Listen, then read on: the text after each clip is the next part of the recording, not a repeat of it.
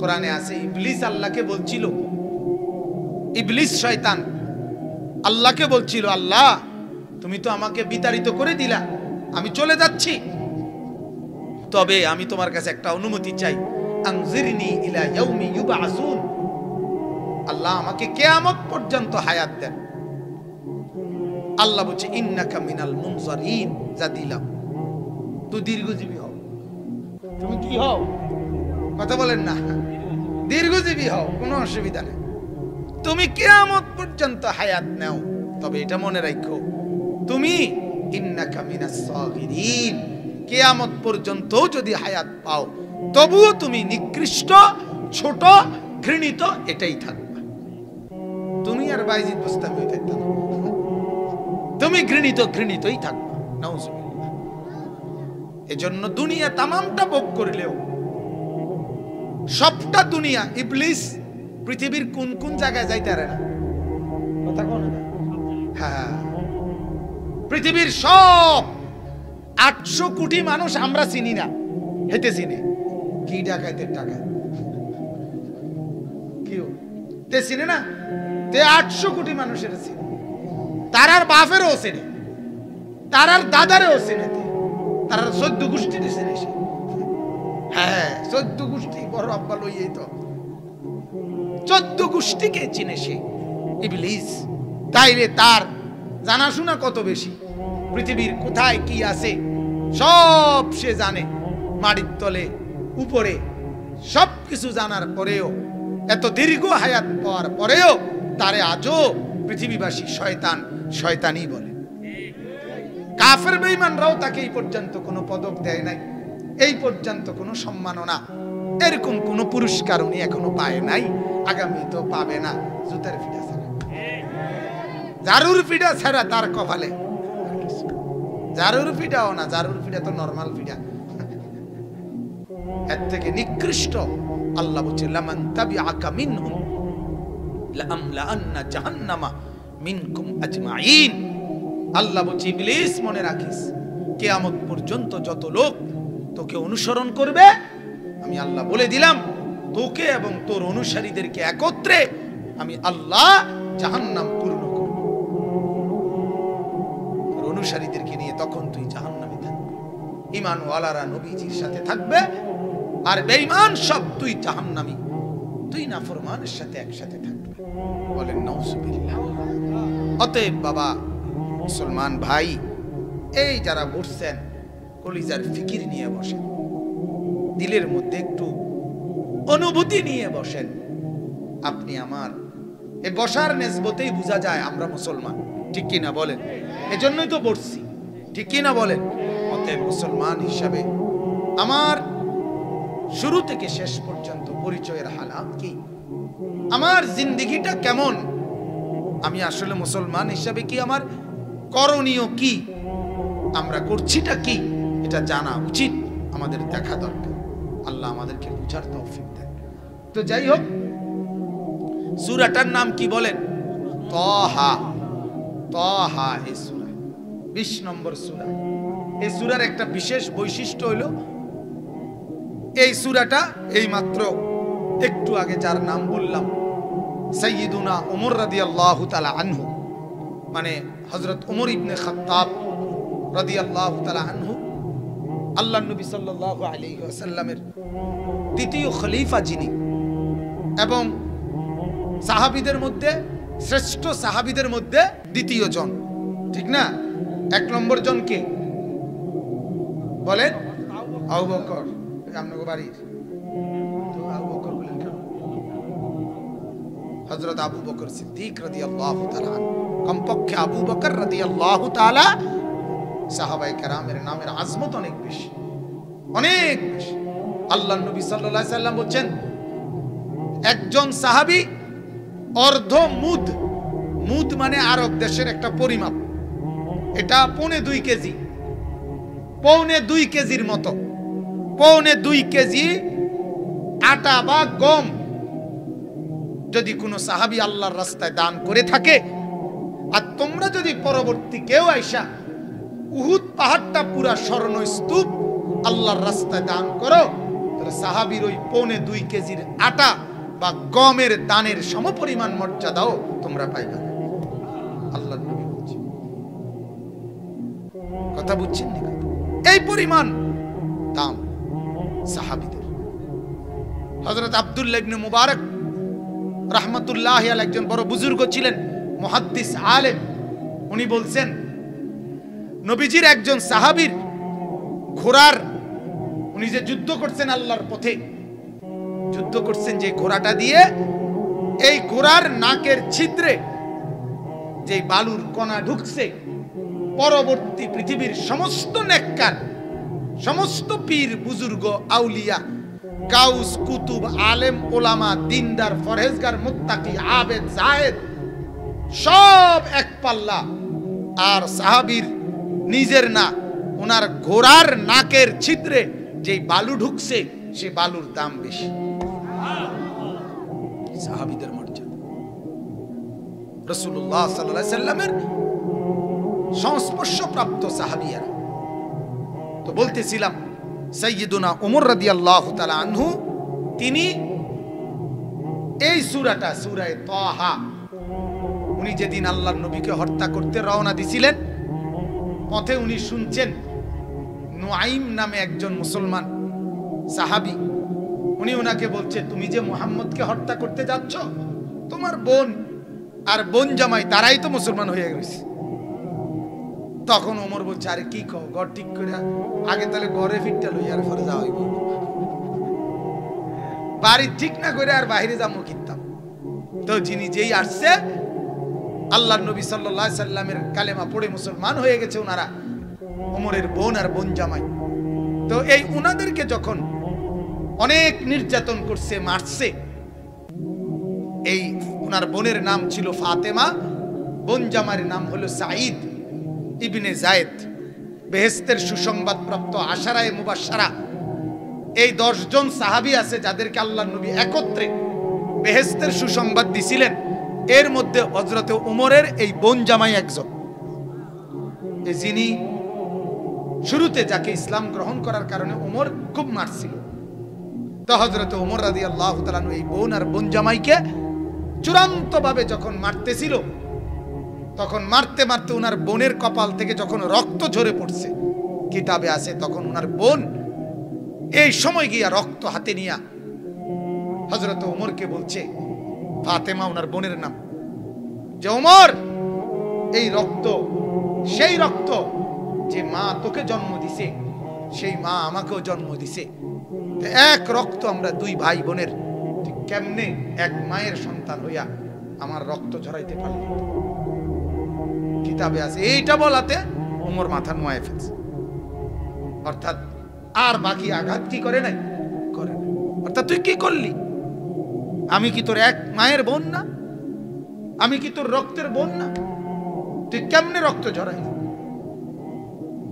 হযরত ওমর রাদিয়াল্লাহু তাআলা তখন থেমে গেছে, মানে রাগ হজম করে গেছে।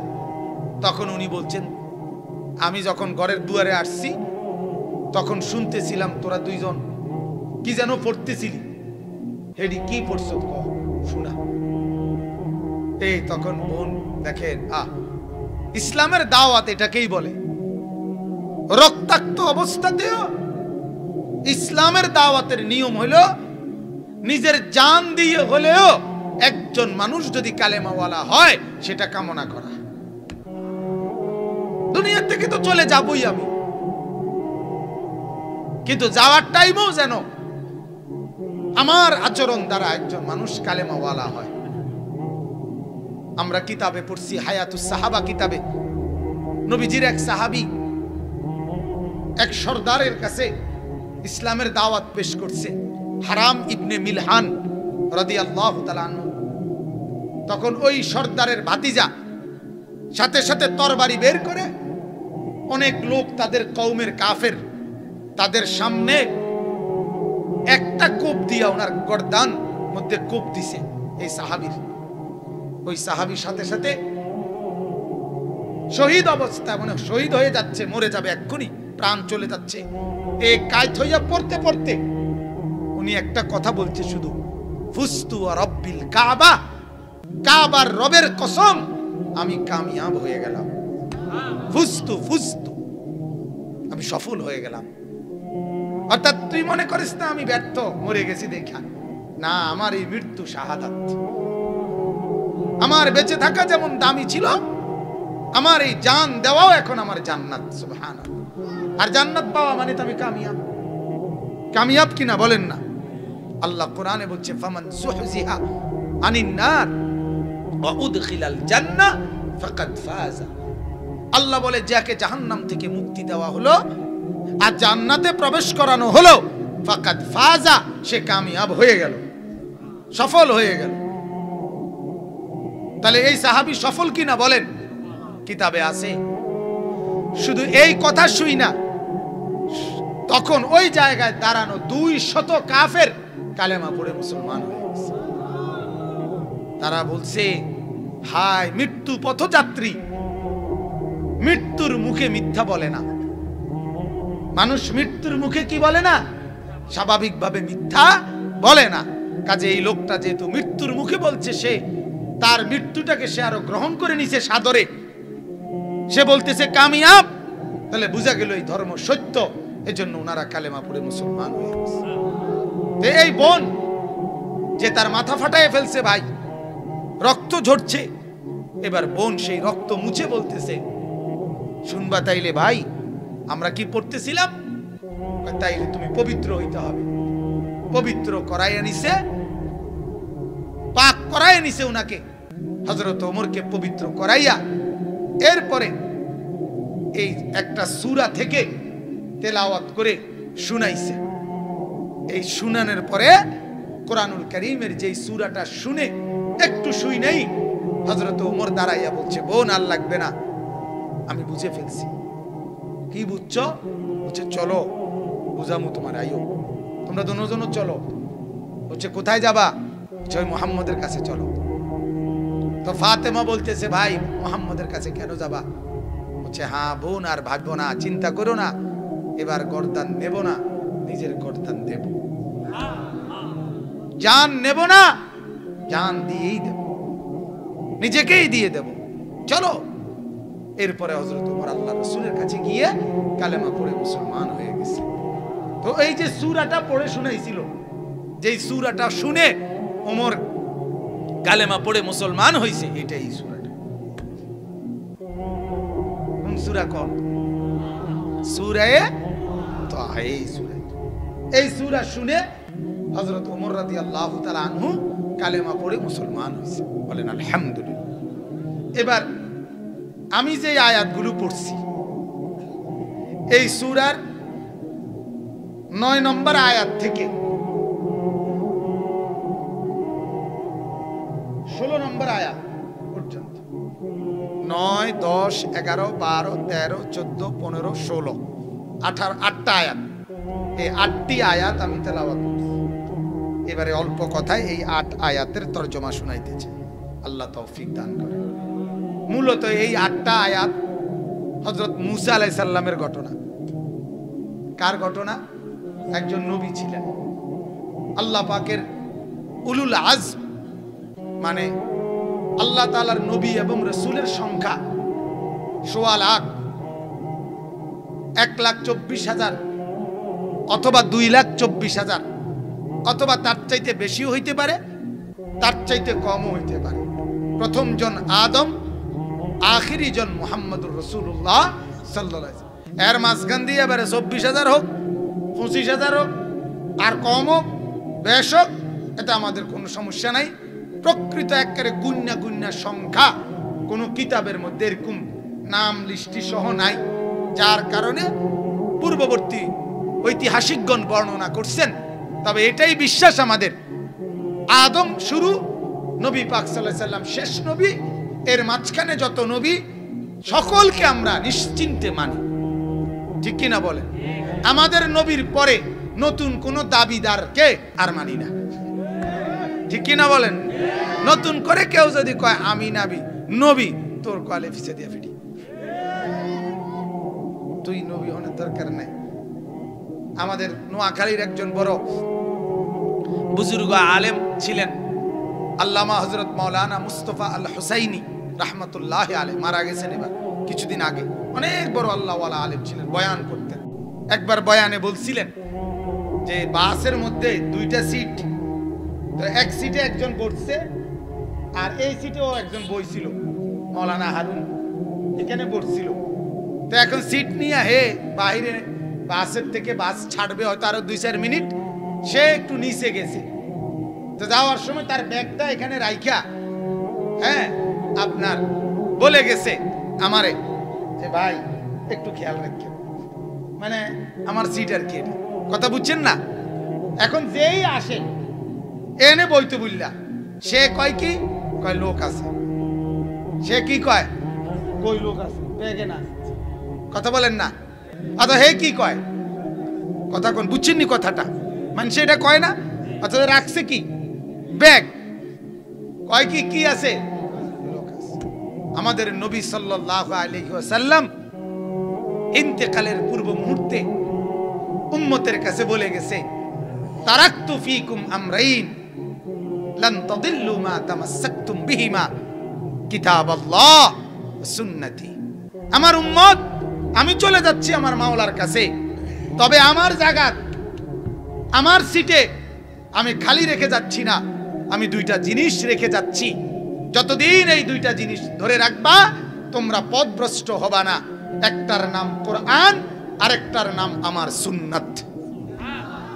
এই দুইটা এই আমার সিটে রেখে গেলাম, এবার আমি যাচ্ছি। এখন তোমাদের দায়িত্ব কিয়ামত পর্যন্তই এই নবুয়তের সিটে কেউ নতুন করে আইয়া বইতে চাইলেই কোরআন সুন্নাত এখানে আছেই, তুমি কইবা লোক আছে, তুমি কইবা কি আছে, আমরার নবী আছে, আমনের মতো বাদাই মাই ওনার দরকার নেই, যাবে না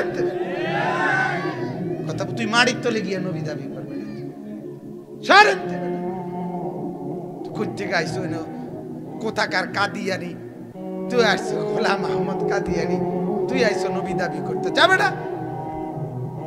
হ্যাঁ বুঝেন না কথা, আমরা কি আছে, আমরা নবী আছে, আমরা নবী কি কোরআনের পৃষ্ঠায় পৃষ্ঠায় আমাদের নবীর সাক্ষ্য এখানে আছে, আছে কি না বলেন? হাদিসের কিতাবে পুরাটাই আমাদের নবীর বর্ণনা, আমাদের ইমানদারদের চেহারা, আমাদের জিন্দেগির বন্দিগি, আমাদের ইবাদত আমল, আমাদের মসজিদ মাদ্রাসা সবকিছুর মধ্যে আমাদের নবীর নমুনা আছে। কাজে আমরা নতুন নবী লাগবে কেন আমাদের, ঠিক কি না বলেন? এজন্য এই 1,24,000 নবী বা 2,24,000 নবীদের মধ্যে কিংবা কম বেশি কয়েকজন নবী, বিশেষ কিছু নবী ছিলেন, রাসূল ছিলেন, যাদেরকে উলুল আজম নবী বলে। আরবি শব্দ ফাসবির কামা সাবারা উলুল আজমি মিনার রাসূল। উলুল আজম মানে হইল সমস্ত নবীদের মধ্যে সবচেয়ে দৃঢ়চেতা, সবচেয়ে মজবুত এবং সবচেয়ে বেশি দাওয়াতের কাজে মেহনতওয়ালা, এরকম কিছু বিশেষ নবী ছিলেন। তন্মধ্যে মূসা আলাইহিস সালাম একজন। তন্মধ্যে মূসা আলাইহিস সালাম কি, যিনি এত পরিমাণ দিকদারি, আমরা দেশে কয় দিকদারি মানে বিরক্তি, তার কওমের সহ্য করছে, অন্য কেউ হইলে কন্যাইয়া সিধা করে দেয়। এত ঝামেলা উনি সহ্য করছে, ওনার কওম বনি ইসরাইলের মতো বেজাইল্লা আর প্রত্যেক কথার মধ্যে এরা প্রশ্ন। একটা গাভী জবাই করতে বলছে করে, কথা বুঝছেন, যার কাছে যে গাভীটা আছে তুই এটা জবাই না করবি, এইটার প্রশ্ন করতে করতে করতে এটা বয়স কি হইব, এটা কালার কি হইব, এটা কি খেতে সরিন না না বাইত বান্ধুন না,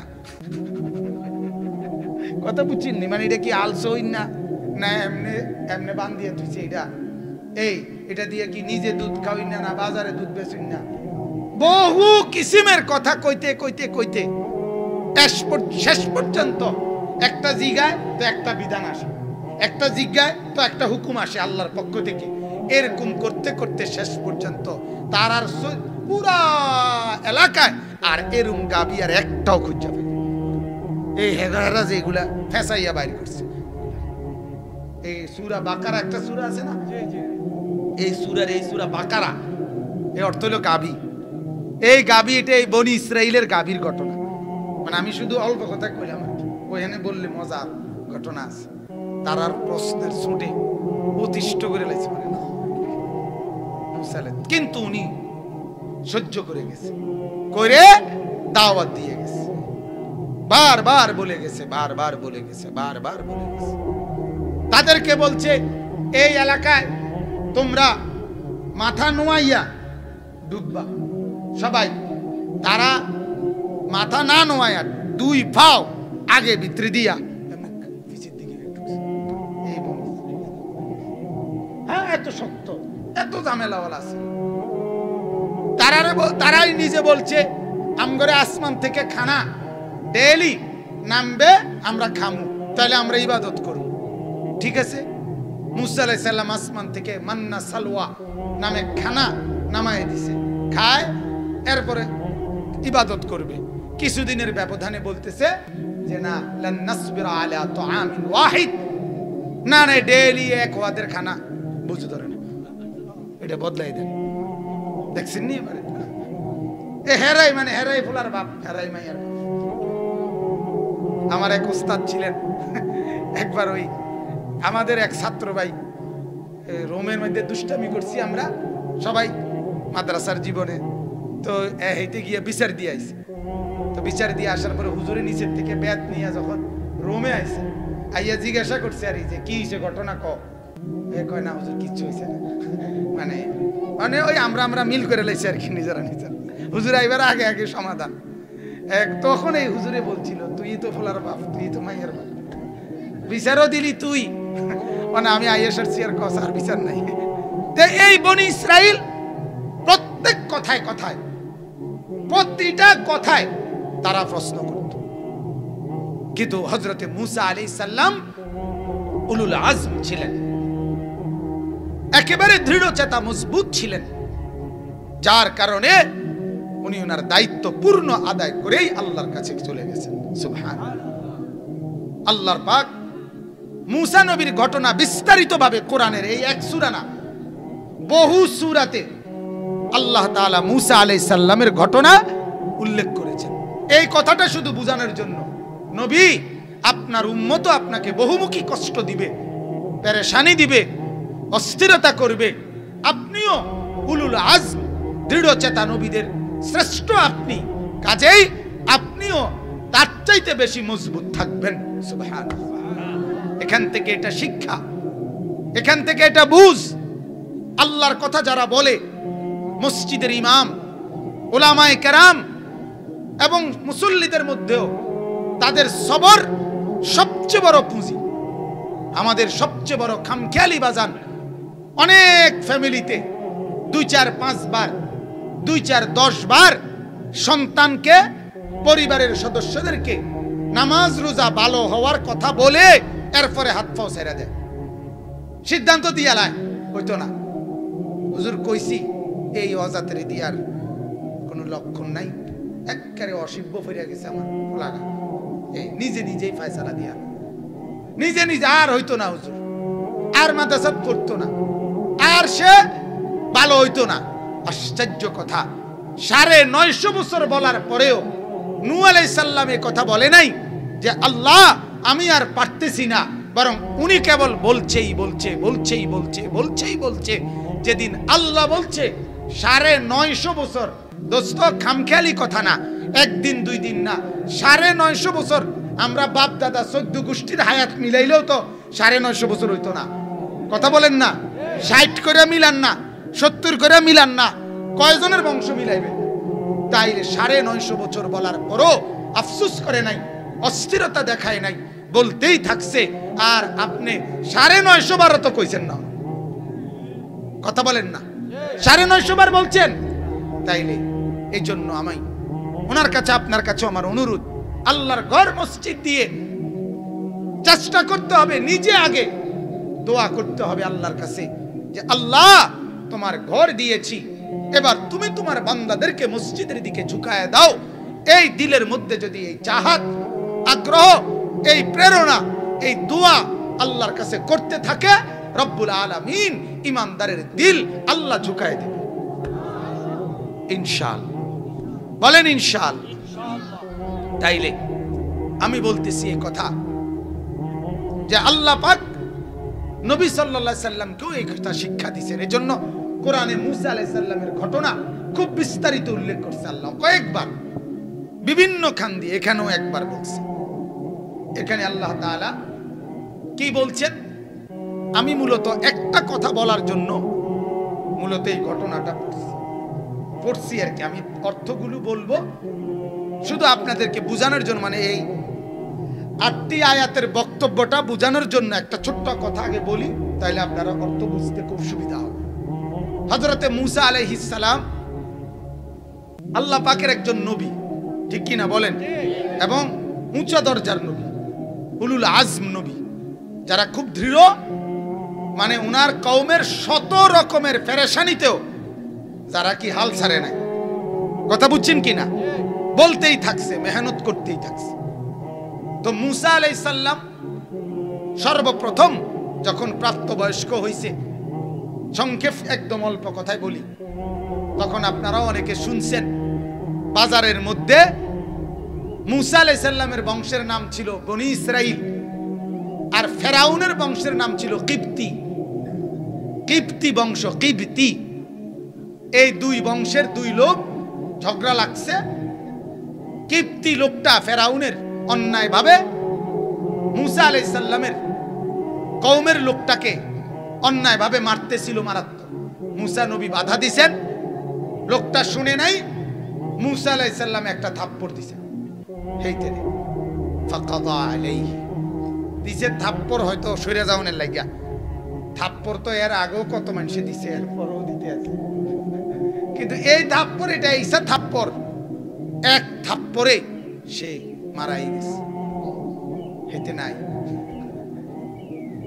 কি থাপ্পড়টা দিছে, কথা বুঝছে? আমি প্রায় বলি, আমার মাঝে মাঝে কথা মনে হয়, এশার নামাজ, ফজরের নামাজ, এই নামাজগুলো না পড়ে পড়ে যারা বছরের পর বছর ঘুমায়, দিনের পর দিন ঘুমায় থাকে, ছেলেরা, যুবকেরা, মারা, পুরুষেরা, বাবারা। মুসলমান, যদি আল্লাহ তাআলা একজন ফেরেশতাকে একটা বারের জন্য বলতেন, ফেরেশতা এই নাফরমানকে শুধু একটা চটকনা দিয়া, তাইলে তার 14 গোষ্ঠীর জীবনে আর কোনদিন সে নামাজ ছাড়ত। কিন্তু মালিক বড় দয়াবান, মালিক বড় দয়াবান। 10 ঘন্টা লাগাতার ঘুমাবার পরেও আল্লাহ দেখতেছে আমার নাফরমান বান্দা ফজরের নামাজ পড়ে নাই। 7:30 বাজে চোখ মেলতে চাইছে, 8টার সময় সকাল, চোখ মেলতে চাইতেছে। আল্লাহ তো দেখতেই আছে আমার নাফরমান আমার ফজরের সেজদা করে নাই, তবুও মালিক কি পরিমাণ দয়াবান, এত বড় নাফরমানির পরেও আল্লাহ চোখটা মেলে দেয়। আল্লাহ বলছে, ঠিক আছে বান্দা, চোখ মেল, আবার দুনিয়ার সংসার করবি, কর, ঠিক আছে, আবার দুনিয়া সাজা, আবার দুনিয়া সাজা, যা, তোকে আমি আবারও সুযোগ দিলাম, আবারও সুযোগ দিলাম। এভাবে প্রতিদিন মাওলা সুযোগ দেয় আর অপেক্ষা করে। হাদিসের মধ্যে আছে, প্রত্যেকটা নাফরমান যখন আল্লাহর নাফরমানি করে, বিশ্বাস করেন বাপ, এই জমিন খোদার কসম আল্লাহর কাছে অনুমতি চায়, আল্লাহ এই বেঈমানকে নিয়া আমি শুধুমাত্র একটা উল্টানি দেই, আপনার কাছে অনুমতি চাচ্ছি। আল্লাহ ওয়াইজেরুম বিসনাত এই পাশ ও পাশ করে, আমিও আমার জমিনের তলদেশটা একটু নিচের দিকে উঠাই, আর উপরটা নিচের দিকে নেই, মাটি এত আমার নিচের মাটি উপরে তুলি, উপরের মাটি নিচে তুলি, আমি শুধু একটা গড় দেবো, আল্লাহ পরে নিয়া আপনি আমার একটু ইজাজত দেন। আল্লাহর কসম বাপ রব্বুল আলামিন তখন বলে, না জমিন এমন করিস না, ও যে আমার হাতে বানানো বান্দা, ওর নাক আমি লাগাইছি, ওর চোখ আমি লাগাইছি, ওরে ঘুম আমি পাড়াইছি, ওর চোখ আমি বেলে দিয়েছি, রাত হয়েছে আমি ইন্তজাম করেছি, আমারই তো হাতে গড়া, দেখি না আমার বান্দা তওবা করে কিনা, ফিরে আসে কিনা, ফিরে আসে কিনা।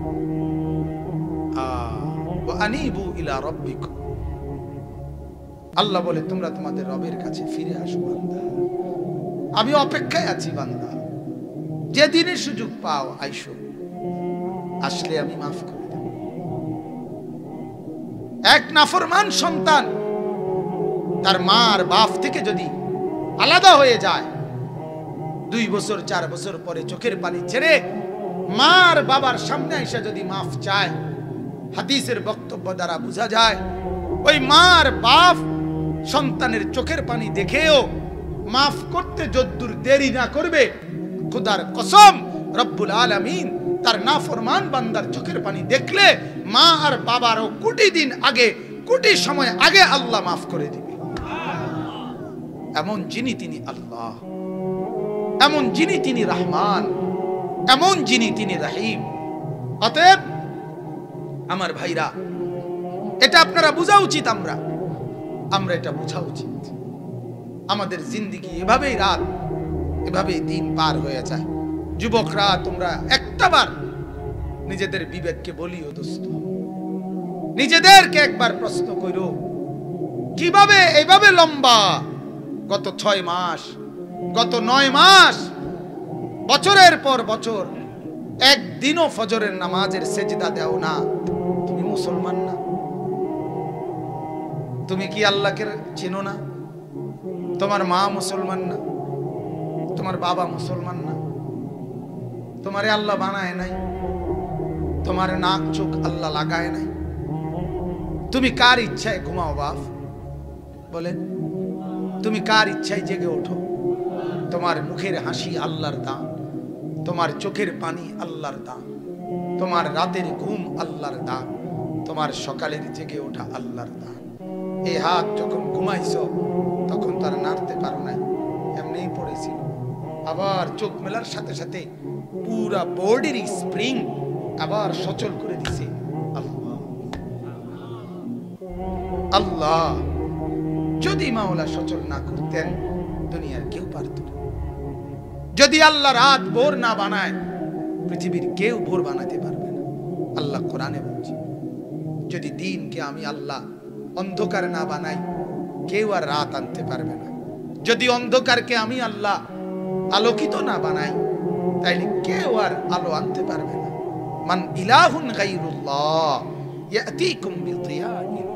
কেমনে বললে বুঝবেন আপনারা? আসলে আমরা বুঝি না বাপ, মাঝে মাঝে বুঝি না। মাঝে মাঝে মনে হয় শুধু নিজেই কাঁদি।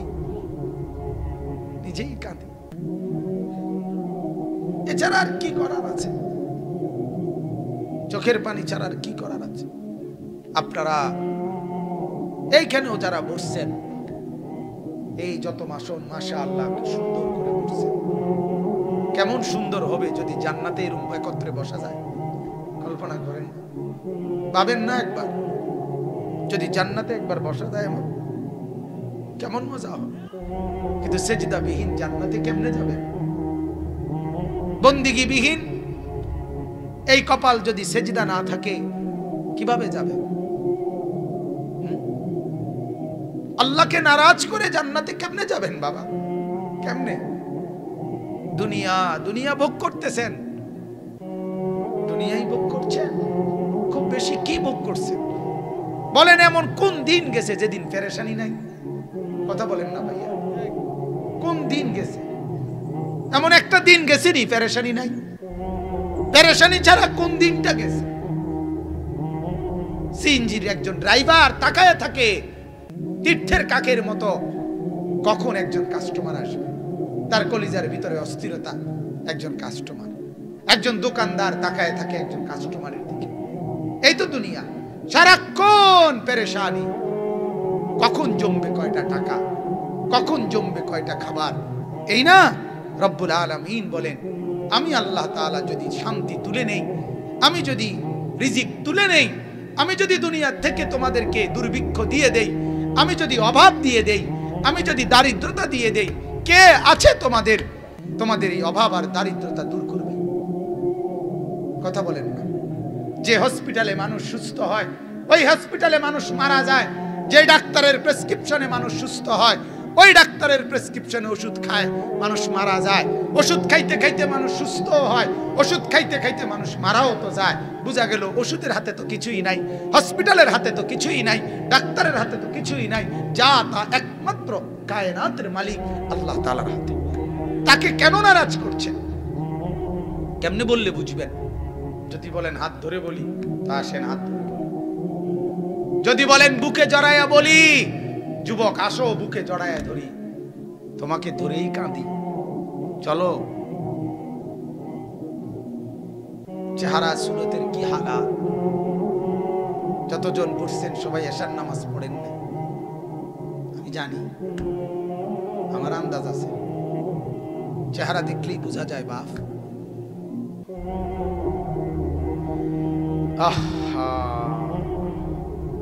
কিভাবে ভুলে গেলেন আল্লাহকে?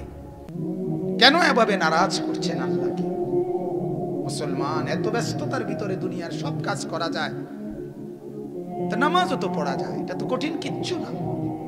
আলগা কোনো বোঝা না, সিমেন্টের বস্তা আলগি দেওয়া না, হ্যাঁ, এটা কি একটা গাজি টাঙ্কি কান দিল?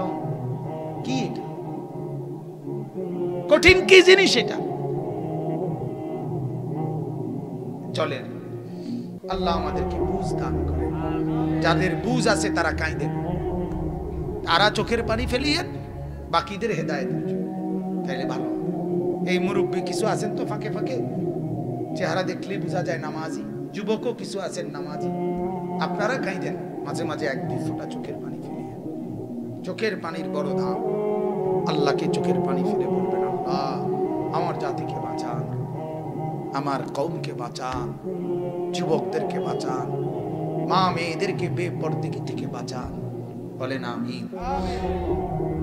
তো আল্লাহ তাআলা এই মূসা আলাইহিস সালাম ওই লোকটাকে যখন মেরে ফেললো চড়ের আঘাতে, তখন মূসা আলাইহিস সালাম মিশর ছেড়ে মাদায়েন পার্শ্ববর্তী একটা এলাকা, অনেক দূর, ওইখানে তিনি চলে গেলেন যাতে ফেরাউনের বাহিনী ধরতে না পারে। সেখানে যাওয়ার পর লম্বা ঘটনা, সেখানে যাওয়ার পরে উনি এই যে লম্বা পথ সফর করছে, এত ক্লান্ত হয়েছে ওই এলাকায় গিয়া, একেবারে আর জান চলে না, শরীর চলে না।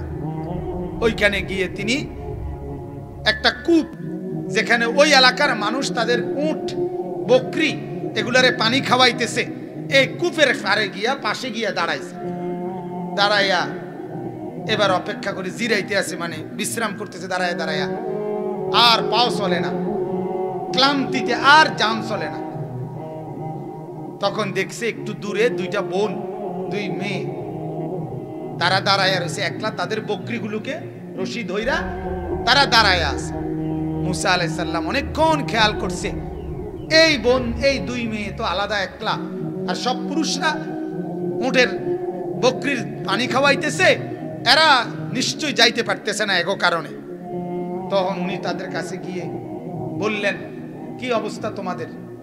তো বলছে, আমাদের আব্বা বৃদ্ধ, এই জন্য আমাদের আর ভাই নাই, আমরাই নিরুপায় হইয়া আসছি বকরির দুধ আরে পানি পান করাইতে, কিন্তু ওরা সব গিয়ে সারলে এরপরে আমরা একাকী পান করাবো। মূসা আলাইহিস সালাম একেবারে দুর্বল, লম্বা পথ সফর করে আসছে, এরপরেও নিজেই ওই লোকদেরকে সরাইয়া একাই, যেটা তাফসীরের মধ্যে আছে, তারা 30-40 জন পাথরের যেই বালতি, মানে যেটা দিয়ে পানি উড়ায় কূপের তল থেকে, আলগাইতে পারে না, মূসা নবীরা একাই পানি সহ আলগি দিয়া ওই বকরি এগুলারে সব দিয়ে পানি খাওয়াই দিছে, দিয়া অগ হাতে দিয়া দিছে, দিয়া এইবার একবারে বল ফিরে গেছে, শেষ, মানে যে দূর আসিল শেষ, এবারে বৈশাই গেছে। তো কোরআনে আছে উনি বসে গিয়ে এবার আল্লাহকে হাত তুলে বলছে, রব্বি ইন্নী লিমা আনজালতা ইলাইয়া মিন খাইরিন ফাকির, আল্লাহ এই মুহূর্তে তুমি যাই আমার কাছে পাঠাও রিজিক হিসাবে, আমি এটার প্রতি বড় মুখাপেক্ষী, অর্থাৎ আমি আর চলতে পারতেছি, আমার আর জান বাঁচবে না। এ কথা কয়ে বসছে, বোনেরা গেছে, ওই দুই মেয়ে, তাদের বাবাও ছিলেন নবী হযরত শুআয়ব আলাইহিস সালাম। শুআয়ব আলাইহিস সালামের কাছে গিয়ে বোনেরা দুইজন বলছে, আব্বা এইভাবে এক যুবক আমাদের বকরিকে পানি পান করায় দিছে। উনি এক বোনকে পাঠাইছে, যাও তাকে নিয়ে আসো, তাকে উজরত পারিশ্রমিক দেব। এই খানার ব্যবস্থা হয়েছে। ওই বোন আইসা ডেকে নিয়ে গেছে, উনি সেখানে গেছেন। ওনাকে দেখে সোহাইব আলাইহিস সালামের খুব পছন্দ হয়েছে এবং পুরা ঘটনা শুনছে কি হয়েছে। তখন সোহাইব আলাইহিস সালাম তখন তাকে বললেন যে তুমি আমার বাড়িতে আমার বকরিগুলো চড়াইবা, এই কাজ করবা 8 বছর কিংবা 10 বছর, তোমার যেটা ইচ্ছা। 8 বছর কিংবা 10 বছর, যেটাই তোমার ভাল লাগে, যেই মেয়াদ তুমি বকরি চড়াইবা। বিনিময়ে আমি তোমাকে বকরির এক পাল, মানে অনেক বকরি, এটাও দেব, তোমার এলাকায় যাওয়ার সুযোগও তোমাকে দেব, আমার একটা কন্যাও তোমার কাছে বিয়ে দেব। হযরত মুসা আলাইহিস সালাম একটানা 10 বছর এই সোহাইব আলাইহিস সালামের বকরি চড়াইছেন এবং 10 বছর পরে ওনার স্ত্রী মানে সোহাইব আলাইহিস সালামের মেয়ে তাকে নিয়ে বকরির পাল নিয়ে রওনা দিছেন এই নিজের এলাকার দিকে। মিশরে আবার ফেরত আসতেছেন। এই আসার পথে ওনার স্ত্রী সন্তান সম্ভবা গর্ভবতী ছিল। প্রচন্ড ঠান্ডা মৌসুম ছিল এবং শত্রুর ভয়ে স্বাভাবিক রাস্তা দিয়ে উনি না এসে ঘুরা পথ দিয়া, অচেনা পথ দিয়া যাচ্ছিল। এই অবস্থায় উনি রাত্রি অন্ধকার, চতুর্দিকে অন্ধকার, কনকনে ঠান্ডা, পায়ের নিচের মধ্যে বরফ এর চাকা পড়ে গেছে। এই অবস্থাতে ঠান্ডা শীতে একদিকে গাইড, আবার অন্ধকার, আবার রাস্তা হারায় ফেলছে। মানে এখন কোন দিকে যাইব আর কইতে পারতেছেন। এই সময়ে উনি হঠাৎ করে দেখলেন সামনে একটা পাহাড়, পাহাড়ের পাশ থেকে উনি তাকাইয়া দেখলেন পাহাড়ের একটা টিলাতে, মানে একটু উঁচু জায়গাতে একটা গাছের মধ্যে আগুন জ্বলতেছে। উনি সাথে সাথে ওনার বিবিকে বললেন যে তুমি এখানে অবস্থান করো, তোমরা এখানে দাঁড়াও। মানে এখানে তাফসীর আছে উনি, ওনার সাথে কোনো খাদেম, দাসী বান্দি বা এরকম কেউ ছিল, আরো বকরিও তো আছে, কথা বুঝছেন কিনা? এগুলো নিয়ে বলছে তোমরা নিচে দাঁড়াও, আমি উপরে যাই, হয়তো সেখানে আমি তোমার জন্য একটু আগুন আনতে পারলে, আগুনের স্ফুলিঙ্গ মানে আগুনের কয়লা আর কি, এটা যদি আনি তাহলে আগুন পোহাইলে তোমার ঠান্ডাটা কি কমে যাবে। অথবা যেহেতু আগুন দেখা যায়, বোঝা যায়, নিশ্চয় আগুন ফোয়াইন না কোনো মানুষও থাকতে পারে এখানে, নাহলে কি এর বেহুদা আগুন জ্বলেনি। ওইখানে আমি হেদায়েত মানে দিক নির্দেশনা, পথ পাবো, আমার রাস্তা জিগাইতে পারবো, ওইখানে যদি কোনো লোক বসা পাই। এই কথা বলে ওনাদেরকে নিচে রেখে এরপরে উনি উপরে উঠে গেলেন। ওইখানের পারে ওই গাছটার কাছে তিনি গেলেন, গিয়া দেখে আল্লাহর কুদরত। তাফসীরের মধ্যে আছে গাছটা এরকম যে পুরা গাছের মধ্যে আগুনের মতো ধাউ ধাউ করে জ্বলতেছে, কিন্তু মূলত এগুলো আগুন ছিল না, এগুলো ছিল রব্বুল আলামিনের নূর। আর মুসা আলাইহিস সালাম অপেক্ষা করতেছে যে এই যে জয়লা, কোন ফাতা যদি জয়লা পড়ে, কথা বুঝেন নাই, তাহলে তো এখান থেকে একটু কি পাবে, আগুন পাবে। এরকম কোন ফাতা জয়লাও পড়ে না। এবার উনি আশপাশ থেকে আরো কিছু পাতা অন্যখান থেকে খুঁজা এবার একত্র করে এইটা আপনি আলগি দিছে, আর এই যে ওইখান থেকে যাতে কি ধরে, কথা বুঝছেন নি, এটাও আগুন এমনি আলগি দিছে গাছের পাতা বা ডাল, এটা তখন শুকনা ডাল। এবার আগুন উনার দিকে আগাই আসতে লাগছে। উনি এবার পিছনের দিকে, একটু পিছনের দিকে চলে আসছে, কিন্তু আগুন লাগে না, মানে আগুনের কোনো ব্যবস্থাই করতে পারতেছে না। নিজে এমনও পড়ে না, কোনো ফাতাও সিরা পড়ে না, উনারটাও লাগে না। উনি এখন চিন্তা করতেছে, আহা কি করবো আমি এখন, ওরারে বলে আসলাম, এখন কি করব, নিচে গিয়া বউরে কি করবো, অত কাঁপতেছে ঠান্ডা শীতে। এই যখন এই অবস্থায় টেনশনে দাঁড়াইয়া আছে, ঠিক এই টাইমে রব্বুল আলামিন হযরতে মুসা আলাইহিস সালামকে ডাক দিয়েছে। কে? এবার আয়াতের তরজমা শুনেন তাহলে বুঝতে, বলে এরপরে বুঝবেন যে এই কিচ্ছা কোনের অর্থ কি, মানে যে হুজুর এই ঘটনা আমগরে শুনাইলেন কেন, কথা বুঝছেন? এটা বলতেছি এখানেই আছে, আপনি বুঝবেন কেন বলতেছি। আল্লাহ রাব্বুল আলামিন বলতেছেন ওয়া হাল আতাকা হাদিসু মূসা, হে নবী আপনাকে শোনাচ্ছি, আপনার কাছে সেই খবর কি পৌঁছেছে? মূসা নবীর ঘটনা আল্লাহ নবীকে শুনাইতেছে, মূসা নবীর ঘটনা শুনাইতেছি। এবার কি ইদ রাআ নারান, আল্লাহ তাআলা বলেন ওই পাহাড়ের চূড়ায় টিলার কাছে প্রচন্ড শীত আর কনকনে ঠান্ডার মধ্যে বিবি বকরি খাদেমা নিয়ে হযরতে মূসা যখন পেরেশান অবস্থায় আগুন দেখতে পেলেন, ইদ রাআ নারান, যখন তিনি দেখলেন আগুন। একটা কথা মনে রাখবেন, কোরআনুল কারীমের ঘটনা আছে কোরআনে, বহু বহু নবীর ঘটনা আছে, বহু ইতিহাসের ঘটনা আছে কোরআনের মধ্যে, কিন্তু কোরআনুল কারীমের একটা মূলনীতি, এবং এটা আমাদের জীবনেরও মূলনীতি, মূলনীতি হলো কোরআন সুন্নাহর কোন ঘটনার মাকসাদ শুধু কিচ্ছা বলা, গল্প বলা, ঘটনা বলা, এইটা উদ্দেশ্য না, বরং ঘটনার যেই অংশে আমাদের জন্য কোনো শিক্ষা আছে, উপদেশ আছে, ওইটাই শুধু পেশ করা, এটাই হলো কোরআনের মূল উদ্দেশ্য। কথা বুঝছেন? এটা আমরা একটা গুরুত্বপূর্ণ বিষয়। এই জন্য বহু ঘটনা এরকম দাগ নম্বর, খতিয়ান নম্বর, একবারে বাই সিরিয়াল এরকম নাই, বরং যেই যেই জায়গা দিয়ে দরকার ঘটনার ওই জায়গাটুকু আল্লাহ তাআলা উল্লেখ করছেন। কথা বুঝছেন?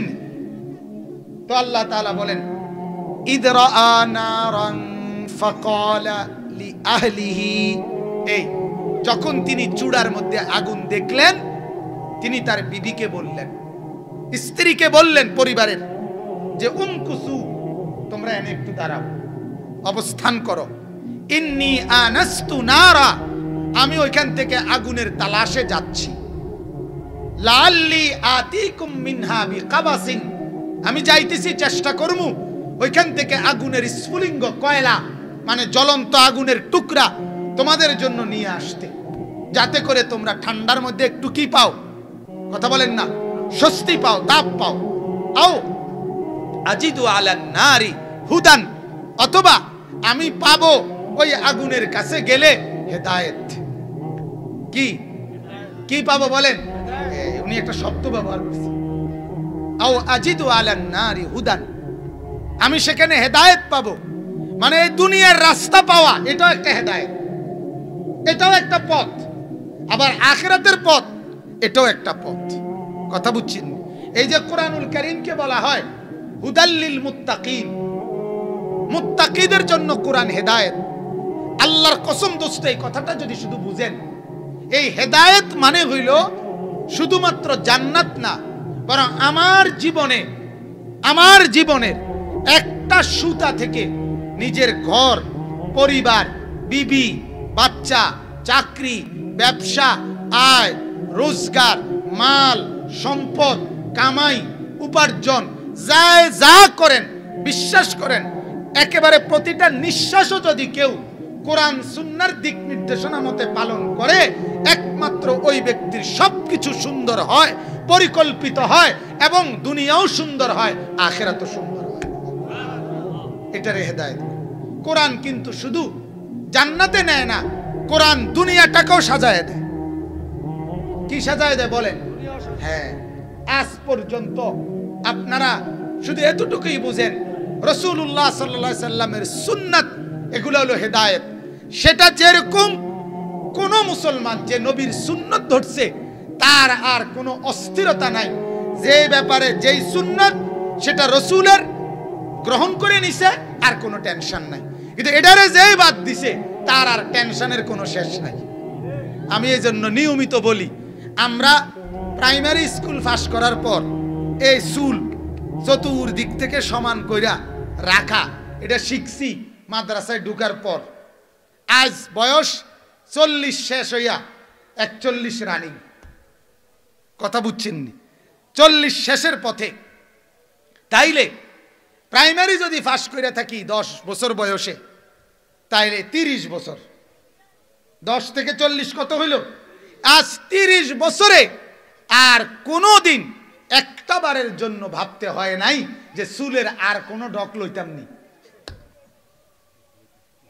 কথা বুঝেন নাই আপনি? আর কোনো মডেল লং যায়নি, আর লাগছে না। আমার আর চুল নিয়ে কোনো টেনশন নাই। আজ 30 বছর, আল্লাহ যদি আগামী 300 বছর হায়াত দেয় তাইলেও কোনো টেনশন নাই। কথা বুঝছেন নি আপনি? সুন্নতের বরকত এটা, সুন্নতের বরকত এটা। পাঞ্জাবি গায়ে দেওয়া শিখাই দিছে মাদ্রাসায় ঢুকার পর। আজ 30 বছরে আর অন্য কোনো জামা গায়ে দেওয়ার দরকার হয় নাই।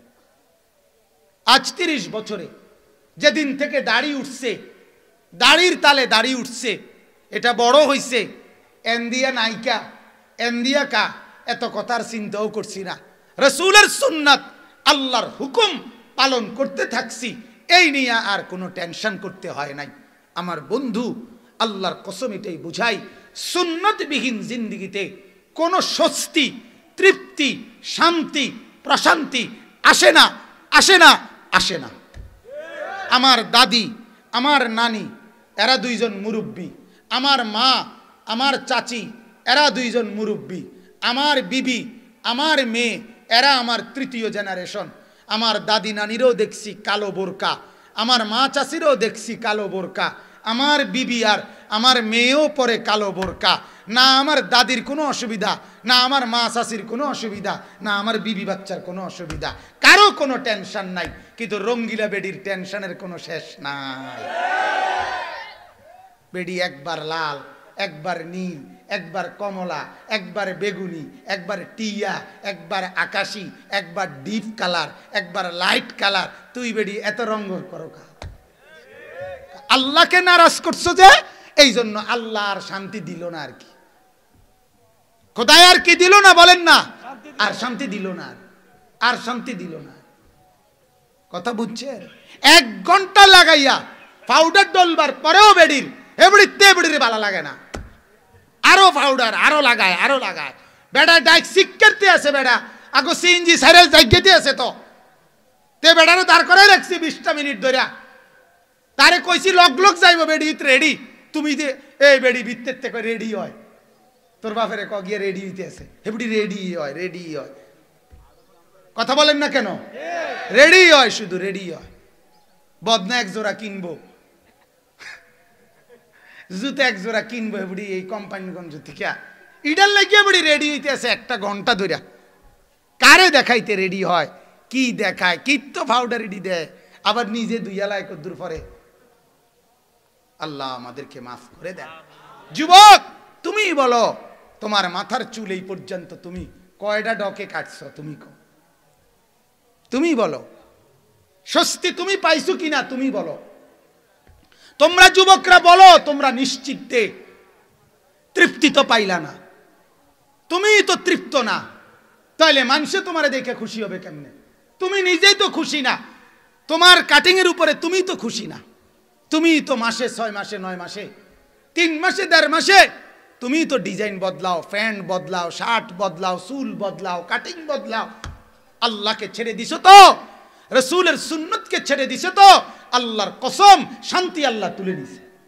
শান্তি আর পাইলা না। আর কি আল্লাহর কাছে ফিরে না আসলে, রাসূলের কাছে ফিরে না আসলে মৃত্যু পর্যন্ত শান্তি জুটবে না। আপনারা শহরে বন্দরের হাসি, এগুলো ফরমালিন। কোটিপতির হাসি ফরমালিন। কথা বুঝছেন?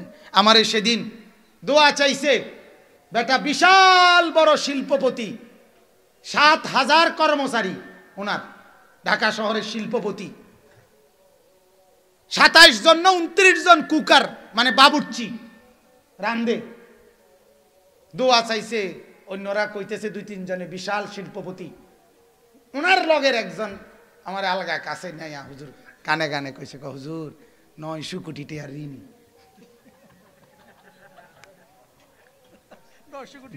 900 কোটি, 900 কোটি টাকা ঋণী। তুই বড় লোক। কথা বলেন না কেন? এটা বড় লোক। তাহলে এই হাসি ফরমালিন না? কথা বলেন না কেন? এই হাসি তো কিস্তিওয়ালা হাসি। কথা বলেন? তার হাসি তো লোনের হাসি। হাসি এটি লোনে লইছে। কথা বলেন? লোন, লোন, সুদ, সুদ, হারাম হাসি, বৈধ হাসি না। অতএব পৃথিবীর কোনো পাপী, আল্লাহর দোহাই বলে, পৃথিবীর কোনো পাপী কোনোদিন কলিজার ভিতরে কোনোদিন তৃপ্তি অনুভব করে না। আপনি দেখেন, তার হৃদয়ে কোনো শান্তি আসে না, তার কলিজায় কোনোদিন শান্তি আসে না। আগুন জ্বালাইয়া, আগুন লাগাইয়া শান্তি পাওয়া যায় না। কথা বুঝছেন কি না? মেসের কাঠির আগুনও যদি আঙ্গুলের অগ্রভাগে নখের মধ্যে লাগে, পুরা শরীরটাই তখন ব্যথায় কাতরায়, ঠিক কি না বলে? এবার আর সুখ থাকে না। প্রতিটা গুনাহ, প্রতিটা গুনাহ, প্রতিটা গুনাহ আগুন, আগুন, আগুন, আগুন। বিশ্বাস করো নওজোয়ান, তাহলে আগুন লাগাইয়া সুখ পাওয়া যায় না। আল্লাহকে নারাজ করে, মোবাইলে ছবি দেখে, উলঙ্গ নারী দেখে, আল্লাহকে সেজদা না করে ব্যবসায়ীরা সুখ তোমরা পাবা না। অটো ড্রাইভার সুখ পাবি না বললাম। সিএনজি ড্রাইভার বেনামাজি হয়ে সুখ পাবি না। মুদি দোকানদার বেনামাজি হয়ে সুখ পাবি না। আনিসুর রহমান বললাম, আমি বললাম, সুখ তোর কপালে জুটবে না। আল্লাহকে নারাজ করে সুখ মিলে না, সুখ মিলে না। নেককার বউ পাইতা না, বেড়িও ধোকা দিব, তুমিও ধোকা দিবা। তুমি ফাঁকি দিবা বেড়ি রে, বেড়ি ফাঁকি দিব তোমারে, বুঝো নাই? তুমি চাইবা আরেক বেড়ি, বেড়ি চাইবা আরেক বেড়া। বাবা, চলো চলো। ধোকা, ধোকা, ধোকা। এটা যে কন্যা তোমার সাথে প্রেম করে সেই তো অবৈধ, তাইলে সে তোমাকে বৈধ আনন্দ কিভাবে দিবে? কথা বলেন না কেন? কথা বলেন। পেশাবের উপরে দাঁড়াইয়া, পেশাবের স্তূপের উপরে দাঁড়াইয়া দুধ ঢাললে কি আর পবিত্র হয়? কথা বলেন না কেন? হ্যাঁ, পায়খানার ডিপুর উপরে দাঁড়াইয়া এরপরে মাথার উপরে পানি ঢাললে পাক হয়? তাইলে পার্কের মধ্যে একত্রে বইয়া ভালোবাসা পবিত্র, তোমার আমার প্রেম সত্য, আকাশ সাক্ষী, জমিন সাক্ষী, কাউয়া সাক্ষী, কুত্তা সাক্ষী, বিলাই সাক্ষী, ভালোবাসা পবিত্র। ভালোবাসা এমন, ভালোবাসার কপালে জুতার বাড়ি, জুতার বাড়ি। অপবিত্র, এগুলা অপবিত্র। এটা পবিত্র ভালোবাসা, এটা কাউয়া মার্কা ভালোবাসা। কি ভালোবাসা? কাউয়া। বলেন নাউজুবিল্লাহ। আও আজিদু আলান নারি হুদান। মূসা আলাইহিস সালাম বললেন, বিবিকে তুমি অপেক্ষা করো, হতে পারে আমি তোমার জন্য আগুনের স্ফুলিঙ্গ নেব, অথবা আমি ওইখানে গেলে পথ পাবো। কি পাবো বলেন? পথের সন্ধান পাবো। এবার আল্লাহ বলেন, ফালাম্মা আতাহা নুদিয়া ইয়া মূসা। রব্বুল আলামিন বলেন, এই কথা বলে মূসা নবী যখন উপরে উঠে আসলো, আল্লাহ তাআলা তখন তাকে ডাক দিল, ইয়া মূসা, হে মূসা। এ কথা বলে কে ডাক দিল? আল্লাহ। আল্লাহ। আল্লাহ বলেন, ইন্নী আনা রব্বুক। আল্লাহ ডাক দিয়ে বললেন, মূসা, আমি তোমার রব, আমি তোমার লালনকারী পালনকারী মাওলা। বলেন আলহামদুলিল্লাহ। ফাখলানা আলাইক। আল্লাহ বলেন, মূসা পায়ের জুতা খোলো, আদবের সাথে বসে পড়ো। সুবহানাল্লাহ। আশ্চর্য কথা হইল বন্ধু, মূসা নবী আপনারাই মাত্র শুনছেন, শীতের রাত, কনকনে ঠান্ডা, কুয়াশা, ঠিক কিনা বলেন? নিচের জমিন বরফের মতো, তাও কদ্দুর এক জোড়া জুতা ছিল। আল্লাহ বললেন, এটাও খুলে ফেলো। এবার তাইলে নিচের থেকে গরম লাগবে? হ্যাঁ, ঠান্ডা আরো বেশি লাগবে। কিন্তু রব্বুল আলামিন বলেন, যদি ঠান্ডাও লাগে তারপরও এটা শুনে নাও, আমি মাওলার কথা শুনলে জুতা পাও দিয়ে শোনাটা আদব না। আল্লাহর কথা শুনতে হয় বসে, আল্লাহর কথা শুনতে হয় জুতা খুলে, আল্লাহর কথা শুনতে হয় আদবের সাথে। সুবহানাল্লাহ। এজন্য আমি বলি বন্ধু, বুটও খাইবা, ওয়াজও শুনবা। বুট খানা হইতে পারে, ওয়াজের লাভ হইতো না। বনও খাইবা, বিড়িও খাইবা, চাও খাইবা, আলুর চপও খাইবা, পেঁয়াজও খাইবা, এগুলা খানা হবে, ওয়াজের লাভ হবে না। আল্লাহর কথা শুনবার জন্য দিল লাগবে, জবান লাগবে, কান লাগবে, মহব্বত লাগবে, আদব লাগবে, ভদ্রতা লাগবে। যেই আদবের সাথে 6 বছরের বাচ্চা মক্তবে কোরআন শরীফ কায়দা নিয়া জুতা বাহিরে রাইখা মসজিদের ইমাম সাহেবের সামনে বসে গেছে, 6 বছরের মাওলা বাচ্চাকে দেখছে, মাওলা বলে আদবের সাথে আসলি যা, আমার পুরা কোরআন আগামী 4 বছরের ভিতরে তোর সিনায় দিয়া দেব, যা হাফিজে কোরআন হইয়া বাইত ফাটাই দিব, যা ডেইলি আসিস, ঠিক মতো পড়িস। আল্লাহু আকবার।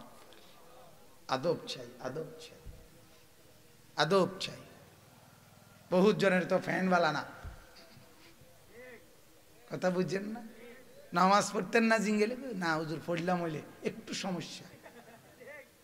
সমস্যা কি আমি গোড়া উঠছি কোনো? না গোড়া না।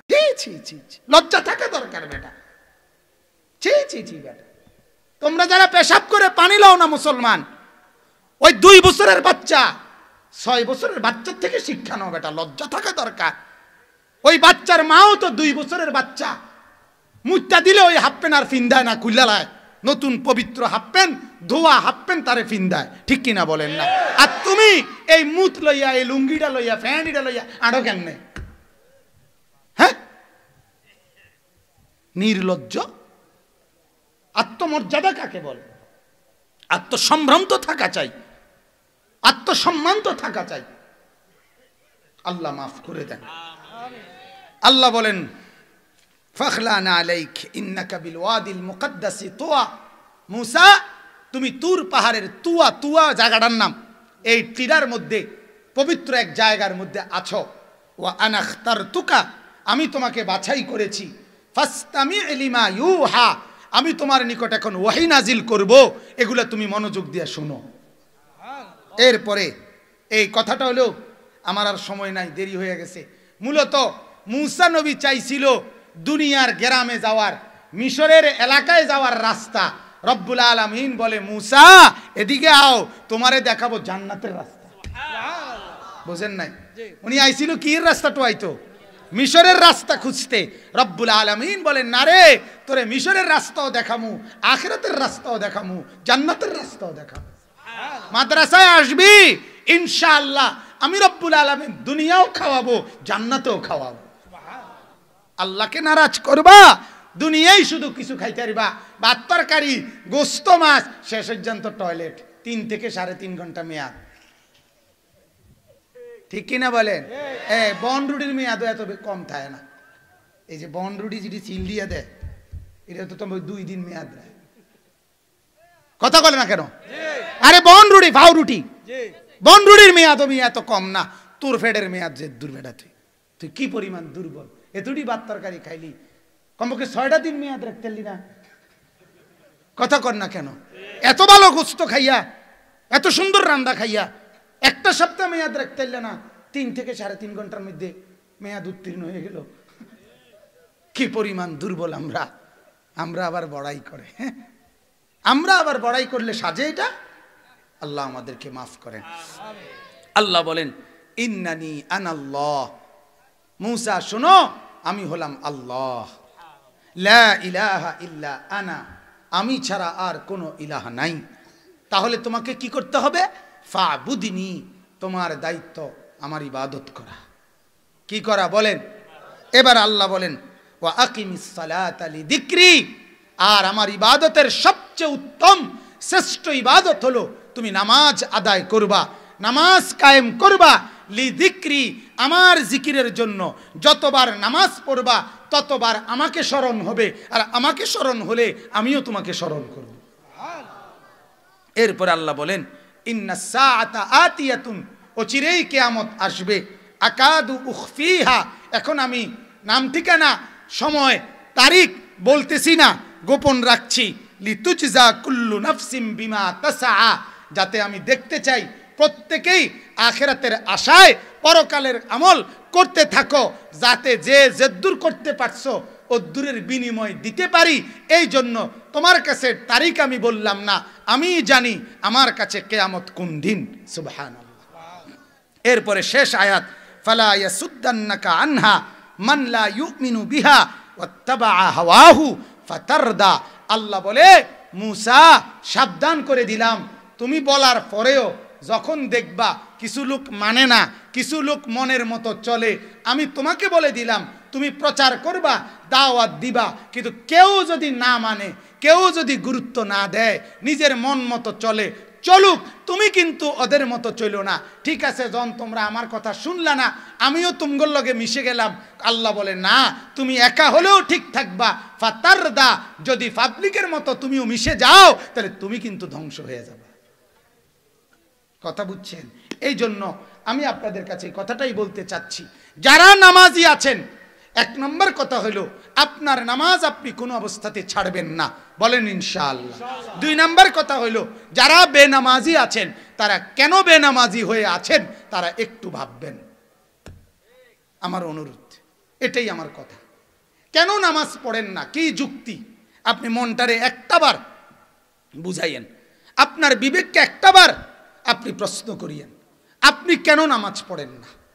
চা দোকানদার, মুদি দোকানদার, অটো ড্রাইভার, সিএনজি ড্রাইভার, যুবক, কৃষক, তরুণ, চাকরিজীবী, ব্যবসায়ী, যে যাই আছো, প্রত্যেকের কাছে, জোয়ান বুড়ো, সবার কাছে অনুরোধ, কেন কেন আল্লাহকে নারাজ করছেন? কেন নামাজ পড়ছেন না? কেন পড়ছেন না? আপনাদের কাছে এক বিনীত অনুরোধ, প্রত্যেকে ইনশাআল্লাহ আল্লাহর ইবাদত, আল্লাহর বন্দেগী হিসাবে 5 ওয়াক্ত নামাজ পড়বেন, বলেন ইনশাআল্লাহ।